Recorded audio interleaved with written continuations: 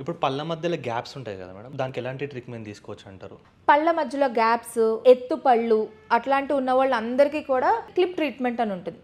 Ortho treatment ఉంటుంది, ఇంకొకటి ఏంటంటే ఇన్స్టెంట్గా స్మైల్ డిజైనింగ్ అని ఉంటుంది. ఈ రెండు ఆప్షన్స్ ద్వారా మనం అది కరెక్షన్ అనేది చేసుకోవచ్చు. క్లిప్ ట్రీట్మెంట్ అంటే మనం చూస్తాం కదా, ఆర్థో ట్రీట్మెంట్ మనం చిన్నపిల్లలకి క్లిప్స్ అవి పెడతాము, దాని నుంచి ఆ పళ్ళు సందులన్నీ కూడా మనం కవర్ చేసుకోవచ్చు. ఇప్పుడు అదే కాకుండా అడ్వాన్స్ టెక్నిక్ ఏంటంటే ఎలైనర్స్ అని ఉంటుంది అనమాట. ఎలైనర్స్ ద్వారా కూడా మనం పళ్ళు అని వెనక్కి తీసుకోవచ్చు. ఆ ఎలైనర్స్ అనేది it's an advance technology, that is the replacement of brace. So aligners అనేవి ఇలా ట్రాన్స్పరెంట్ షీట్స్ లో ఉంటాయి అనమాట.